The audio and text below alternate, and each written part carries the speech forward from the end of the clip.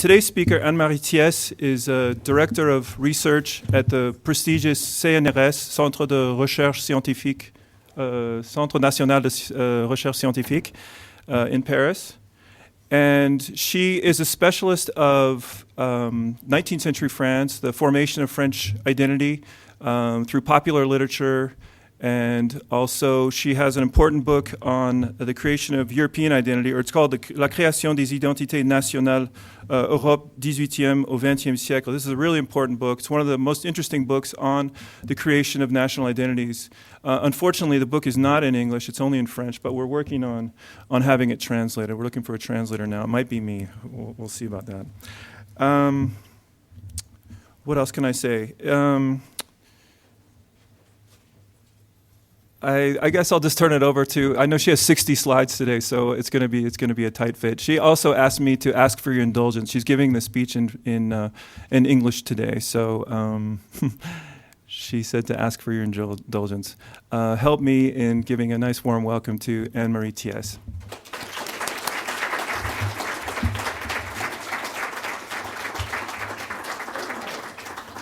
So thank you, and let me first.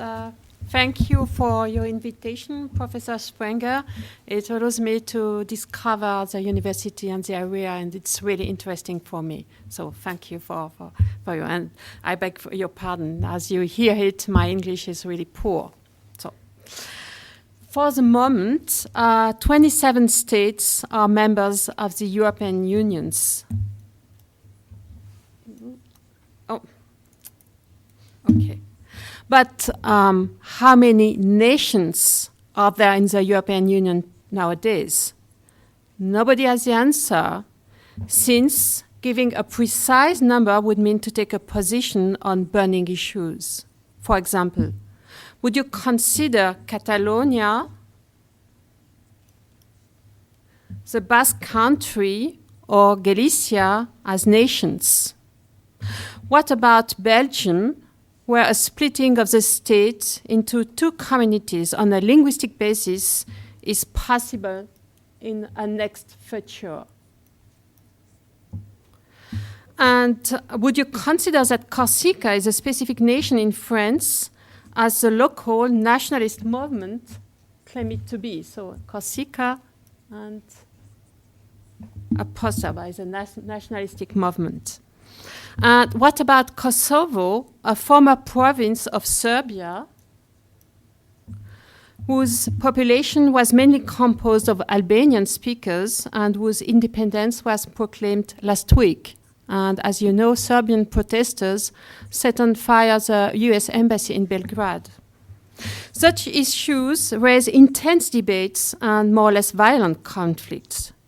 There is no answer to these questions that is uncontroversial. Here, one of the possible maps of it was Kosovo. One of the possible maps of stateless nations in Europe. Other maps are possible. In fact, such controversies derive from a bigger issue. What is a nation? Former dictionaries used to give a short and apparently clear definition of the word. The nation was defined as a large group of people who are characterized by a consciousness of their unity, historical, social, cultural unity, and the willingness to live communally. End of quotation. Recent encyclopedias, for example Wikipedia, give much more sophisticated explanations of the word. The huge paradox is that we live in a world of nation-states, at least in a world where the nation is considered to be the most legitimate social basis for an independent state, but we do not know exactly what a nation is. This is particularly striking in Europe, since the radical changes in the map of European states since early 19th century have been determined by the processes of nation building. So the changes in the European map, here the beginning of the European states Europe, and Europe nowadays, so with a lot of nation states. The idea of nation, the national ideal, has transformed Europe, even if the term is ambiguous. Thus, it seems better not to try to define the term, but rather to explain how European nations were made. Studies about the national issues have multiplied in the past years, notably because of the questions raised by globalization on the one hand, and because of the numerous nationalistic claims on the other hand. These recent studies are not a monopoly of specialists of political science or of political historians. They are mainly conducted in an interdisciplinary framework and involve studies on cultural history. So, I wish to give here an overview of research I have carried out on the cultural creation of national identities. The 19th century in Europe was marked by national movements, revolutions, social uprisings, and many wars that gave rise to the nations which are now recognized. But Europe's transition from kingdoms to nation-states was not exclusively due to political battles. It was made possible by a kind of cultural revolution in thinking which defined what nations were and how they behaved. In fact, nations, as we know them, had not existed before the beginning of the 19th century. The idea of what a nation is, as we use it nowadays, is strongly linked with the ideological revolutions that started at the end of the 18th century, that is the Enlightenment.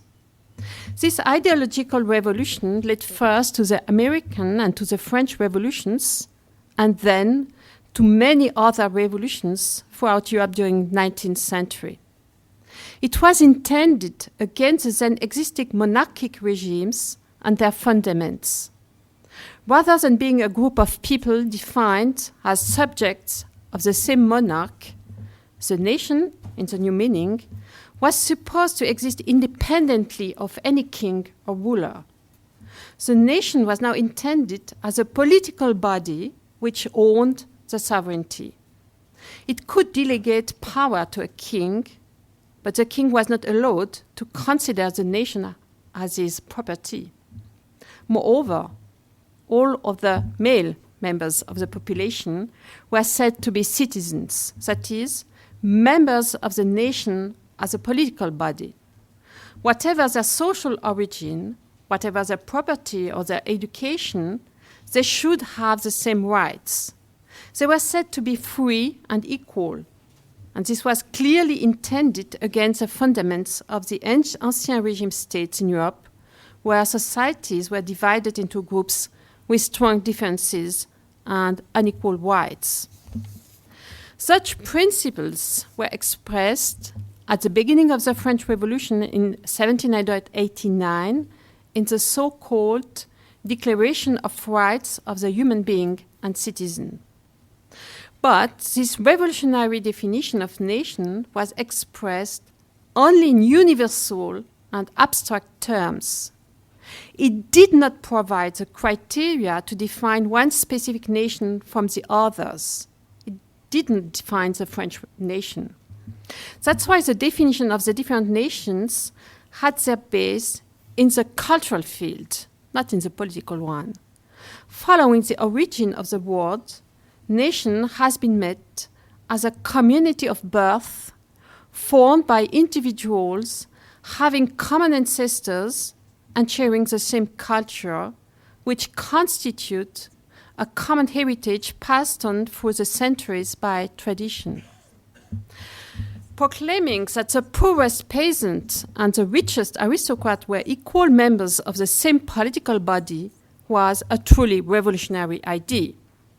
But the assumption that they were equal because they shared the same culture was not less revolutionary.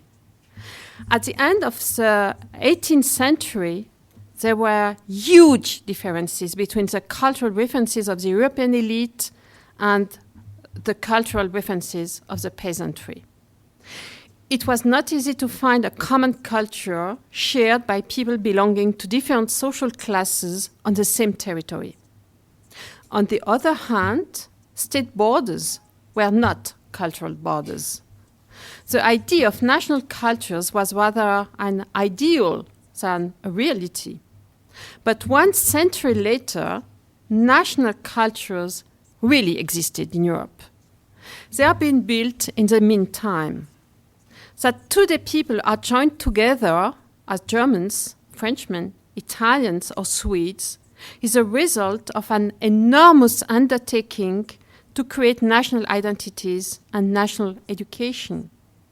Artists, writers, and intellectuals of European nations played a major role in this building of national cultures, which were progressively instilled in the populations. Every member of nation is now supposed to know and to love the common culture he shares with the other members of the nation. He is also supposed to feel different from people belonging to another nation, even if he also appreciates their culture. National cultures are then the basis for a deep national feeling. But there is something we must be aware of. If we consider all of the national cultures which were built in Europe during the 19th century, there seem to be some kind of variations of the same pattern. Even if any of them is specific, national identities are made up of the same basic elements. Every nation which is known as such can claim to have ancestors who founded the nation, a history continued for centuries, which establishes the continuity of the nation between the origin and the present time, heroes belonging to all social classes, historical monuments, specific language in almost all of the cases, cultural achievements, past masterpieces in literature, painting, music, etc., folk traditions, costumes, folklore, traditional crafts, and specific landscapes or sceneries. This common heritage is taught at elementary school and is commonly used in everyday life. The first chapter of a travel guide commonly describes a country following this pattern. So the ancestors, their histories, the landscape, etc., etc. Such national cultural heritage is also used to illustrate national banknotes or to stage national ceremonies. A Swedish sociologist, Orvar Löfgren, coined a provocative expression to describe this common pattern of national identities. He says that there is a kind of checklist that defines the basic components of the national identities. This checklist is somehow a compulsory one, at least in Europe. The recent nations and more populations we still claim for national independence try to prove that they have in fact all of the components of a genuine nation.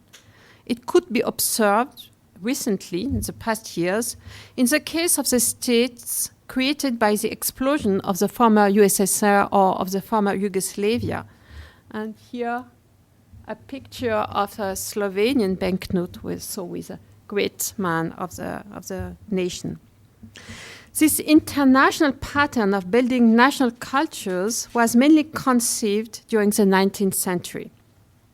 This enormous work was accomplished on an international scale. The various identity builders constantly exchanged ideas, know-how, and experiences. Nowadays, the French speak French, the Germans speak German, the Italians speak Italian, the Bulgarians speak Bulgarian, etc., etc., etc. It seems natural that to the Europeans that every nation identifies itself with one language which generally is unique to it. Nevertheless, the linguistic landscape of Europe during the Enlightenment did not at all resemble that of today. State frontiers coincided little or not at all with scope of languages. And here, even Europe before 1914, it was really different from today. And in fact, the linguistic map of Europe was much more complicated and would needed a 3D representation. Because on the same territory, people used different languages depending on their social status and depending on the context of the communication.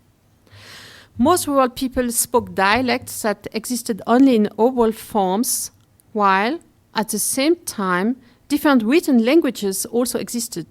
So for religious purposes, for administrative, cultural, or legal purposes. There were very different languages on the same territory. In much of Europe, French was a language of the court and language of culture. Yet, there were many inhabitants of the French kingdom who did not speak French. This situation radically changed with the French Revolution. The use of the king's language had been a sign of social status and of geographic origin. And after the French Revolution, French had become the national language, and speaking it became a duty for all citizens. Throughout Europe, linguistic homogenization was seen as a condition for making the nation a social and cultural whole. Sometimes it was a matter of generalizing the use of a pre-existing language, either among the people, that was the case in France, or among the elite, that was the case in Germany. So as the aristocracy had to speak German before they spoke French. But quite often, it had to begin by elaborating a common language. At the end of the 18th century, philologists began elaborating and standardizing national languages for dictionaries and grammar books. In some cases, the basis for new national languages was a written language rarely used in everyday life and then modernized with terms and sentences borrowed from oral languages. And that was the case for Italian, for example. In other cases, the basis was a specific dialect chosen for its central position or a combination of dialects. That was the case for several Balkan languages, for Finnish, for Estonian, etc. Then, the new languages had to be promoted. Cultural and patriotic associations were created to subsidize the publications of books and newspapers in the new national languages, and schools were opened to teach them, because nobody spoke such languages before. Linguistic unification was achieved more or less rapidly in the various European nations at different rates, depending on their educational programs and depending on their economic modernization. The national language was extremely important to create a modern public space of debates and to give strong support to the feeling of belonging to the national community. Nowadays, the main part of European states are monolinguistic areas, and the existence of different languages in the same state is more and more considered to be an anomaly. So, see the case of Belgium.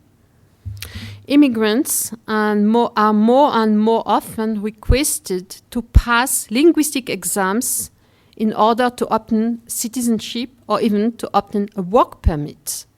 So monolinguistic areas now in Europe. The writing of national histories was a main element in the building of national identities. Nations, at the dawn of the 19th century, did not yet have histories. It's only in the following decades that liberal and patriotic intellectuals produced the first accounts tracing the existence of each community through the ages. National histories are very different from the former histories of kingdoms. Unlike kings and dynasties, a nation cannot glorify itself for its conquest of the territory of another nation. The nation belongs to the democratic age. The different nations should respect the property of others. Their only right and duty is to defend the land that their ancestors owned, or they have to take control of a territory that their ancestors owned and which another bad nation has stolen. That's why the controversies concerning the ancestors of the different nations, as well as those about the territories they have supposed to have owned at different periods, have played a significant role in Europe for 2 centuries. Historians and archaeologists have been involved in nationalistic controversies. In any case, the national histories generally describe a history of resistance to oppression and resistance against invasion. And national histories are histories of common suffering. The heroes of national history belong to all levels of society, including the most humble. All the moments of strategic union among diverse peoples in the nation, even if temporary, are highly valued. National history highlights events and exemplary figures that provide lessons and models for future challenges. It creates a collective memory. This collective memory has been spread through school teaching, of course, but also through a vast set of literary and artistic works. The historic novel, introduced by Walter Scott at the beginning of the 19th century, was an efficient way of spreading an emotional appreciation of national history and identification with its heroes throughout the population. Many European writers imitated Scott's novels and produced novels illustrating the history of their nation. So, for example, Alexandre Dumas or Pushkin, etc., etc. The countless historical tableaus painted in the 19th century had the same role, and here are some of these historical tableaus of the 19th century.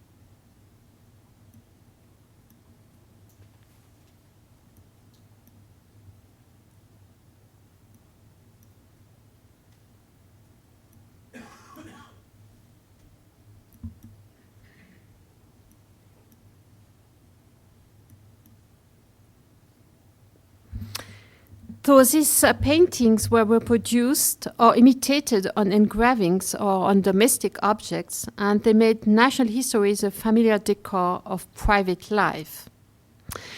With the development of national history emerged a new element of collective heritage, that is the historical monument. Previously, all buildings had been defined only by their function. Their owners could do what they pleased with their property. If they had the means, they modernized it to go with the current fashion. An owner who was impoverished or worried about protecting his assets had the complete freedom to transform an ancient cloister or a feudal castle into a stone quarry. And it was done a lot in France before the French Revolution. Here, too, everything changed with the rise of the principle of nation. It imposed the superior right of the community of some buildings, and thus buildings were recategorized as national monuments. Many scholars, writers, and painters then devoted themselves to distinguishing among the buildings those that particularly illustrated national history and deserved to become the object of a specific devotion of the community. For example, in 1831, a historical novel that featured a cathedral at its hero was published in Paris. Victor Hugo, the author of Notre Dame de Paris, The Hunchback of Notre Dame, gave his readers a course on medieval history. He also gave them a lesson on medieval architecture, which until then had not been considered of value. And Victor Hugo exclaimed, "We must preserve the national monuments. Let us inspire, if possible, the love of national architecture in the nation." And some years later, a commission of historical monuments were officially formed in France, given the task of creating an inventory of the buildings that would be the object of conservation and restoration measures. At the same time, the German bourgeoisie mobilized around the great issue addressed by some scholars from the Rhineland, that is, the restoration of the Cologne Cathedral, which became a metaphor for the construction of German unity. Since then, thousands of old buildings or even ruins have been restored in Europe. And here are some examples. So the Château de Pierrefonds, nowadays, it was restored by Viollet-le-Duc. So also a restoration by Viollet-le-Duc in France. And here in Alsace, so former Germany. Nowadays in France, more than 40,000 buildings are officially registered as historical monuments, and they are under state protection. The Europeans cannot imagine a proper town without an old town, that is, picturesque areas which are renovated in the old style, and moreover, numerous modern buildings, that is, railway stations, post offices or city halls, have been built in the so-called national historical style. So, for example, some city halls built at the end of 19th century in Europe, in neo-Gothic, neo-Renaissance style. We can today look at a Taoist poster of a landscape and guess the destination it advertises. But this association of a landscape with a country is a result of an intense process undertaken in the 19th century, which codified nature in national terms. Painters, poets, novelists stylized and celebrated the landscapes that were supposed to be emblematic of the nation. And here are some examples of national landscape. So a Finnish landscape painting. Here a natural landscape from Taoistic advertising. So the Russian typical landscape nowadays. And Slovenian landscapes. National landscapes are typically established for making distinctions between two neighbor nations. So, for example, Austria and its alpine valleys is sharply distinguished from Hungary, which is represented by the Great Plain, the Puszta, depicted by painters as a sort of continental sea and a symbol of liberty. Oh, no, I had forgotten to show you this. So the Hungarian Puszta, which was discovered in the 19th century by painters and writers. And the Puszta nowadays. And Switzerland, which is a small land bounded by powerful neighbors, was projected in sparkling peaks and glaciers. And sometimes typical vegetation, trees or flowers, and some typical animals underline the national landscapes in paintings or advertising. So the Swiss flower, the Scottish flower, so German oak, Italian cypress. No, just coming back. Like historical monuments, emblematic landscapes were promoted in literature and images, and later largely popularized by photography, postcards, and posters. And political campaigns and organizations arose to protect them. Here, as in the case of buildings, it was claimed that the nation has superior rights over private owners, who should no longer be allowed to modify their land at will. In the 19th century, the peasant became the key representative of every European nation. The peasantry was perceived as a sort of living museum of national origins, having maintained a sort of direct connection to the great ancestors through their tradition. The peasants were also supposed to have an intimate connection with the national land, the national soil. Therefore, it's not surprising that ethnographic research and collections multiplied for the 19th century with the explicit goal of uncovering the genuine foundation of national culture. The more European nations industrialized and urbanized, the more they defined their identities by references to archaism and to the rural world. In the large displays of national identities that were the international exhibitions or international fairs, and the first one was held in London in 1851, the great halls of machines adjoined exhibits of popular traditions and ethnographic villages. And the Swedish section of the 1878 World's Fair in Paris met with great success, and it spurred the opening of ethnographic museums in all of the main European capitals. These museums were explicitly presented as places of patriotic education and were places of inspiration for a genuine national culture. So the French Ethnographic Museum, so ethnographic researchers in Latvia, in some letters, and here what is called open-air museums, so museums made from different houses from the different part of a country. You have such open-air museum mostly in Eastern Europe. Or in Central Europe.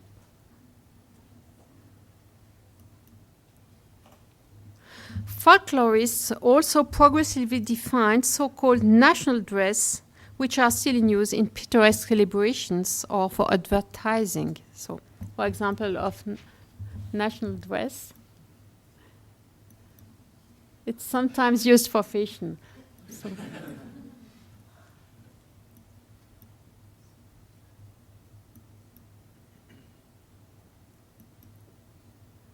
So, and here it's used with a co. Last example of such an use of national dress. So the Latvian euro, I think it's not yet in use. It should be introduced in some months because Latvia is entering Euroland this year, and it's a reference to the national dress. Throughout the 19th century, a systematic nationalization was carried out of all of the cultural products of previous eras. Literary and artistic masterpieces of the past were reinterpreted according to nationalistic meanings.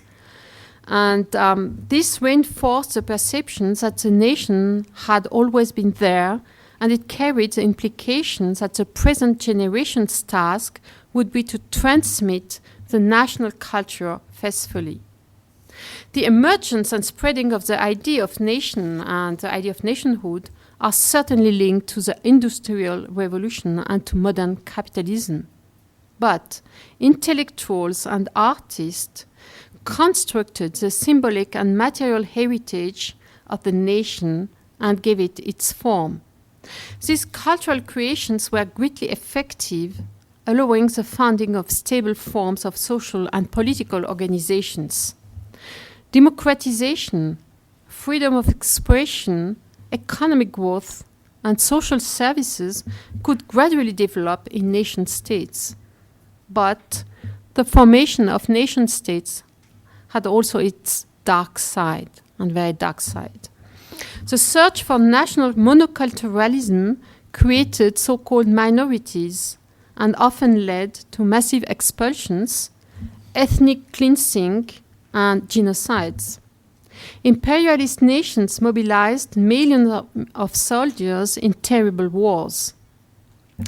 Internationalism was somehow a consequence and presented itself as the opposite of nationalism, stressing an international class identity against a national transclassist identity. The current European Union has emerged from the tragedies of the World War and of the Cold War. This association of nation-states on a continental level is now in search for its identity. Reusing the former European paradigm of creating identities is tempting, since this pattern has proved to be extremely efficient for creating national identities. In fact, national and European administrations encourage research and cultural events to define and to highlight a European common heritage. That is, encourage the writing of European history, of the presentation of European cultural masterpieces, or of European lieux de mémoire, so memory landmarks, etc. The problem is that our conception of past and culture is so nationalized that it's very difficult to Europeanize it. A striking example is given by the Euro banknotes. And so I show you here a Euro coin with the European map, but the European banknotes are illustrated with bridges and windows evocating the different periods of European architecture. But none of these windows or bridges is to be found in the real world in order to avoid wounding some national feelings. And moreover, I do not think that the national pattern of creating identity still corresponds to the age of internet and to the issues of the current globalization. So I think Europeans must invent a new way to feel Europeans. So I thank you for your attention.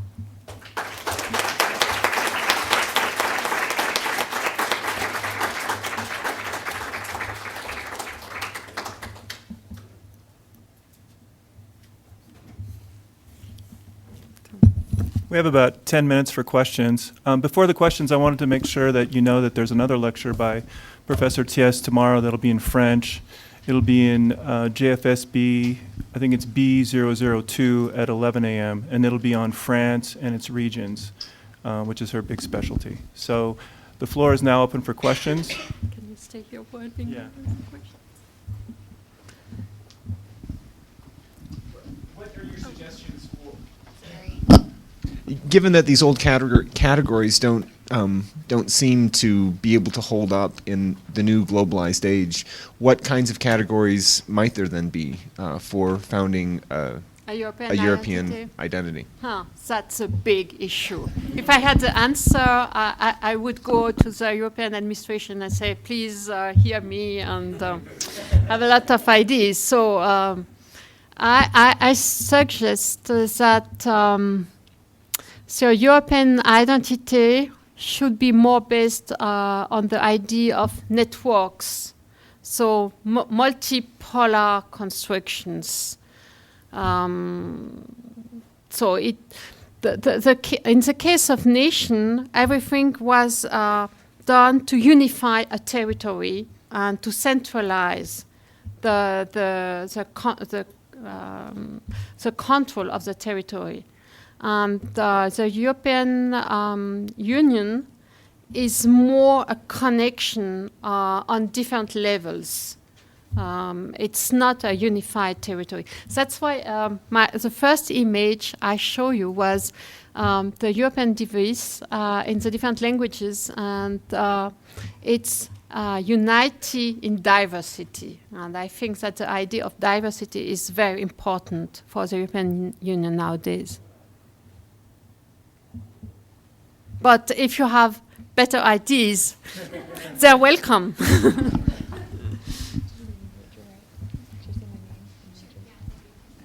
My name is Caitlin Carroll, and I'm a political science major.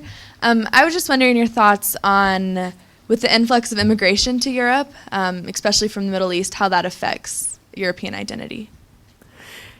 Yes, that's a big issue also nowadays, because in some years ago, when people were trying to define a European constitution based on European values, a big issue is Europe defined on a religious basis, that is on Christianism and on the Jewish religion, because both are very important in the foundation of Europe. And the question was then what to do with Islam. It's a very big issue nowadays, because as one of the question the European Union has to solve is the question of Turkey. Is Turkey this time should Turkey enter or not the European Union, and on which basis? So the question of immigration is a big issue in the European Union, because for evident reasons, demographic reasons, it's sure that there are more and more immigrants in Europe, and there should be more and more in the next decades. That's why defining Europe, the European Union, is to take position on this question of immigration. If the European Union was if the European Union was to expand to all the countries to the west of Russia, for example, and include Turkey maybe, so it has a fairly fixed boundary, what would happen to its evolvement of identity then, when it does have some restrictive boundaries where it doesn't go any further? Mm-hmm. What do you think might happen if that does happen?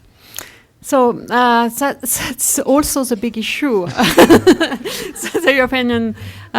So they are linked issues. So is there European identity? And then, if the answer is yes, then we should know where it stops.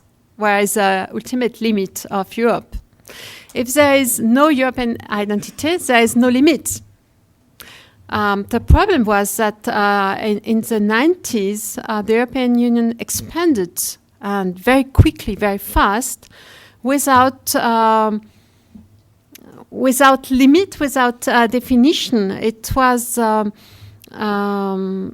think, it was done to avoid nationalistic problems and conflict and even wars in Europe. So the European Union expanded, but it was somehow not controlled and not linked with the definition of a European identity. That's why the question is now crucial. Should we limit or not? And one of the answers nowadays is that the European Union is defining Europe as the European Union. So the countries that are in the European Union are European and the other are not.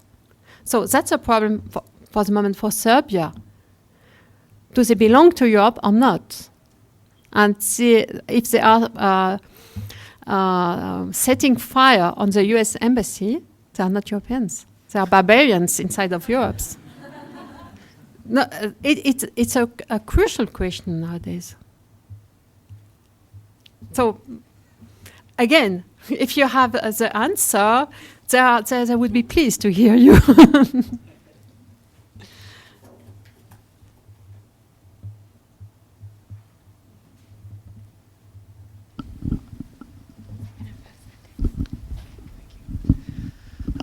You were talking about the European Constitution a couple of years ago. When the French and the Dutch voted no on the referendum for that, would you say that reflects a hesitance to adopt a European identity and an emphasis on retain their national identity? Yes, you are right.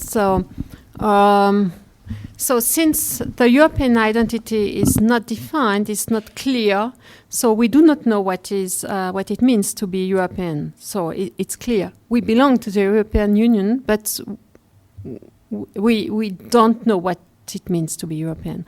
So, and people were really afraid of losing what they know, what they have, what they love, that is national identity. And it was more a reflex of fear. So what could happen if we lose our identity? In fact, we have lost the main power of national sovereignty. So because we have a common currency now, and the main part of the laws which applies for everyday life or for everything in European countries nowadays are European laws. So we have lost our national sovereignty, but we are really strongly tied to European, to national identity. So I can take a striking example.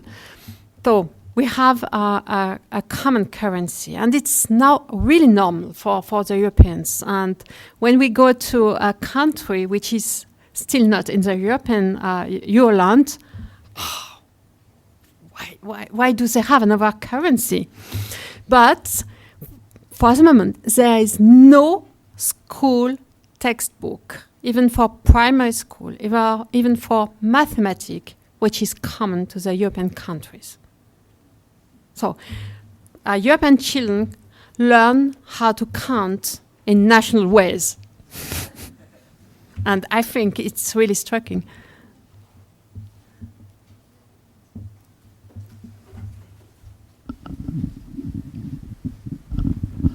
So do you see Kosovo's independence as a case for unity through diversity or a case against unity through diversity?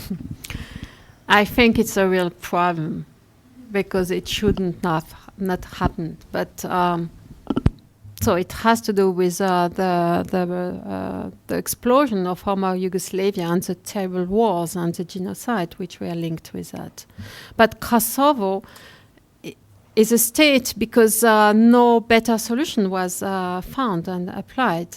But it's somehow it could be a part of Albania, but there are also Serbian speakers there, and part of Albanian speakers are now living in Macedonia, and the same could happen in Macedonia with also violent conflict. So that's a big problem.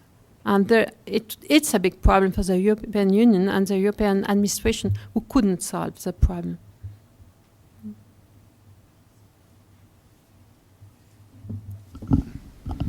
Just following on from your previous statement about education and the lack of European unity in education, could it be that defining Europe is actually an educational issue, not a political issue? Because they've tried to do it politically, and that's a top-down approach.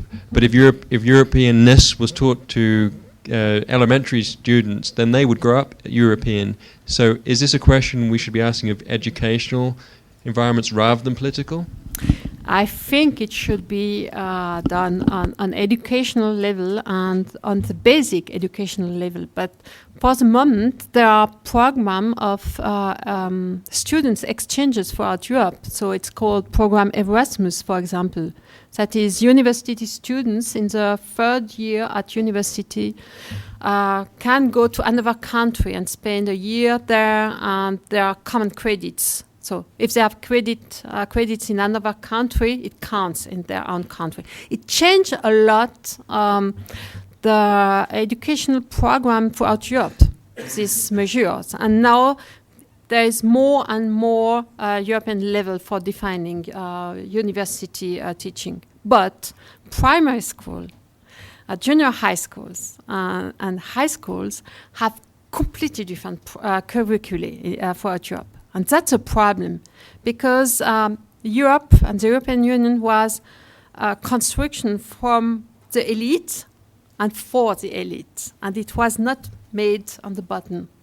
And that's why people voted no at the referendum, because so for common people, for everyday life, it wasn't done.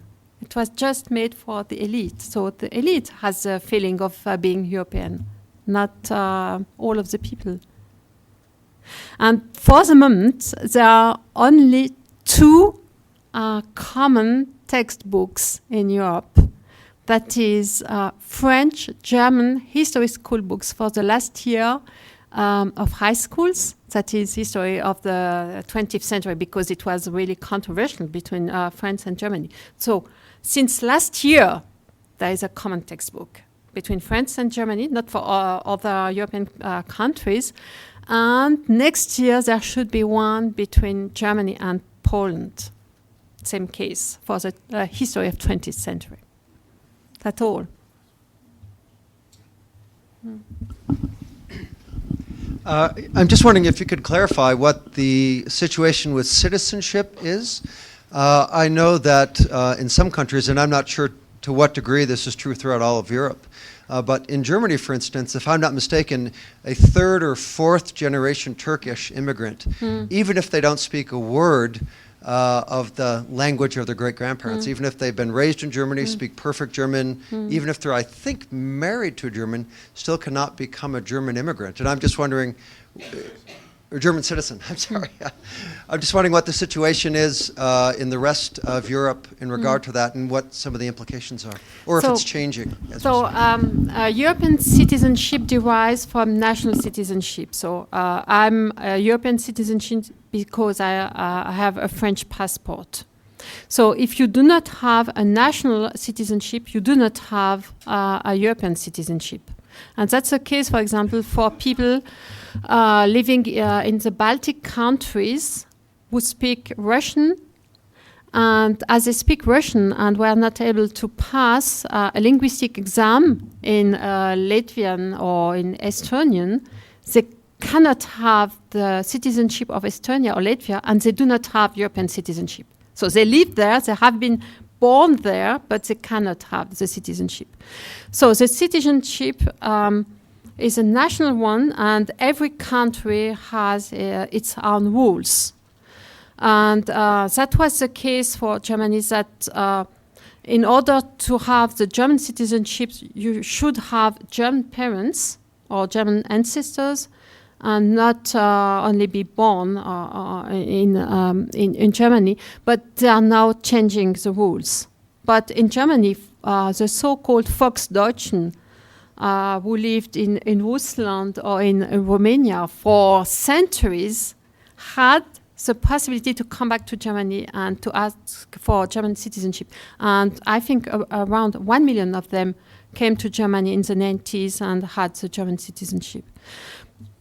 I think it's the same case for Italy. So if your ancestors migrated to Argentina or Brazil in the 19th century, coming from Italy, and then now you can go back to Italy and ask for an Italian citizenship, and that is an Italian European passport.